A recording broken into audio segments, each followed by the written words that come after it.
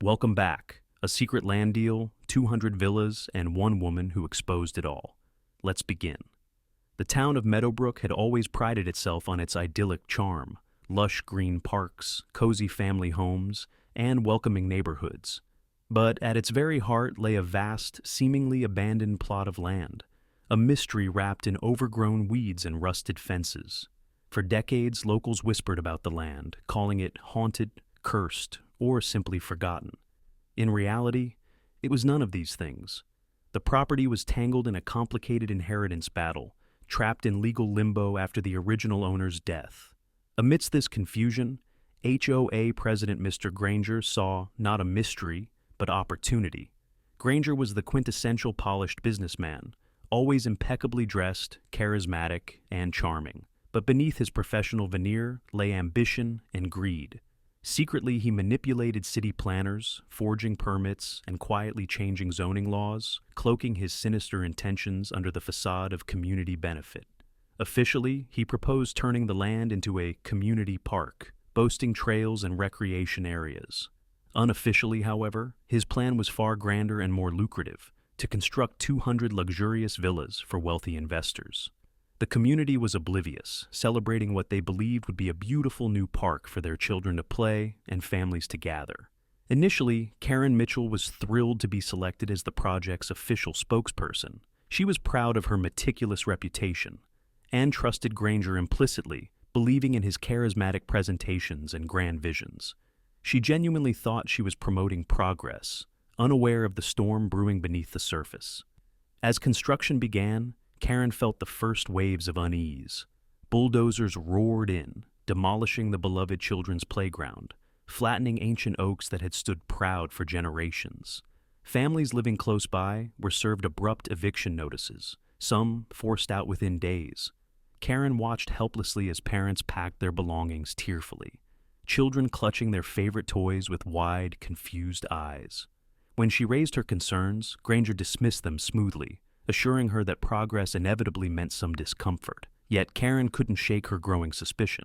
Soon after, reports trickled in from site workers. They were underpaid, poorly equipped, and working in dangerous conditions. Karen's heart tightened at the stories she heard: injuries covered up, unfair dismissals, even threats to silence dissent. The glossy brochures and cheerful meetings felt increasingly hollow, hiding a darker reality. Amidst this turmoil, Daniel Whitmore quietly returned to Meadowbrook, unaware of the chaos unfolding on his inherited land. Daniel was young, soft-spoken, preferring solitude and nature to confrontation. But the sight of bulldozers carving up his grandfather's beloved land stunned him. Bewildered and desperate, he reached out to the only person he felt could help: Karen. One evening, under the cover of darkness, Karen met Daniel at a quiet cafe downtown. With trembling hands and a gentle voice, he laid documents before her: original deeds, old court rulings, and inheritance papers confirming his ownership. Karen stared at the papers in shock.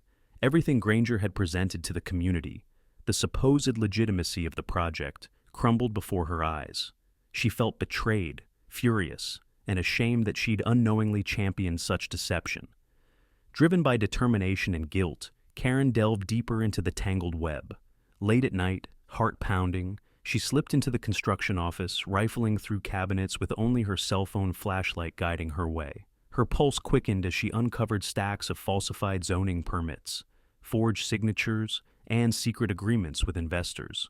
Her eyes widened further when she found records showing large payments made directly to city officials. Just then, footsteps approached. Karen froze, hiding beneath a desk as Granger himself stepped into the room. His phone conversation chilled her blood, openly discussing more bribes, threats to stubborn homeowners, and mocking the very community he pretended to care about.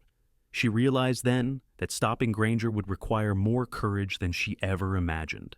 Karen's attempts to warn the neighborhood backfired initially. Granger launched a ruthless counterattack, labeling Karen as disgruntled, jealous, and unstable. Social media erupted with vicious rumors, branding her a traitor. Friends turned their backs, neighbors avoided eye contact, and Karen felt her reputation crumbling around her. Yet, she refused to give in. Instead, She organized quiet meetings with trusted allies, Daniel, sympathetic city clerks, and workers mistreated by Granger. Slowly but surely, their group expanded, evidence piling up meticulously. Each night, Karen and Daniel worked tirelessly, preparing their case, waiting for the perfect moment to expose Granger's monstrous fraud. That moment finally arrived at a glamorous community-wide launch party Granger had arranged to celebrate the first completed villas. The scene was set, music filled the air, champagne flowed freely, and investors chatted merrily, oblivious to the storm approaching. With shaking but determined hands, Karen stepped onto the stage, taking hold of the microphone, her voice steady yet filled with emotion. "Ladies and gentlemen," she began softly, commanding the room's attention, "you deserve to know the truth." Karen's presentation was masterful and devastating. She displayed forged permits side by side with originals, revealed damning recordings, and exposed Granger's systematic bribery network. Murmurs of disbelief swept through the audience as the extent of betrayal unfolded. Finally, Karen gestured towards Daniel, who stepped forward nervously but resolutely. "This land belonged to my grandfather, and now it belongs to me," Daniel announced softly, his voice carrying immense weight. "It was never sold, never given up. It was stolen." The room erupted, cameras flashed, reporters scribbled furiously, and Granger desperately tried to slip away, only to be met by stern-faced police officers waiting by the door. He was arrested publicly, his polished image shattered irrevocably. In the following weeks, the scandal rippled outward. The court swiftly halted all construction, leaving partially completed villas standing as stark reminders of corruption. In the aftermath, Karen and Daniel worked tirelessly with the newly elected city council and supportive community volunteers to restore the land to something beautiful, something communal, something meaningful. The half-built villas were carefully dismantled. Where concrete had begun to encroach, fresh grass and vibrant wildflowers reclaimed the earth. With tireless dedication, they established walking trails winding gently through newly planted trees, built modern playgrounds filled with laughter, and created community gardens that burst forth with fresh vegetables and colorful blooms. Meadowbrook's residents, once deceived, now united passionately in rebuilding their community space. Karen, once labeled a troublemaker, found herself regarded with deep respect, affection, and gratitude. Daniel, previously unknown, became a beloved figure, quietly helping neighbors plant trees and hosting weekend gardening workshops. Together, they showed Meadowbrook that courage and integrity could triumph over deceit and greed. Standing side by side at the ribbon-cutting ceremony of the new community park, Karen smiled warmly, her heart swelling with pride and fulfillment. The journey had been grueling, filled with pain, betrayal, and setbacks, but the outcome was worth every tear shed. As children's joyful laughter echoed through the air, Karen felt an overwhelming peace. Meadowbrook had survived its darkest moment and emerged stronger, wiser, and kinder.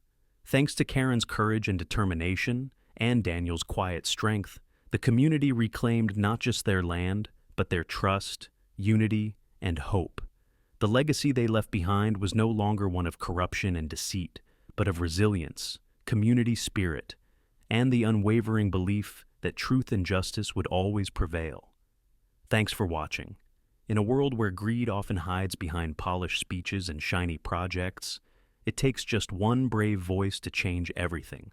Don't forget to like and subscribe for more shocking HOA stories, where truth always finds a way to rise.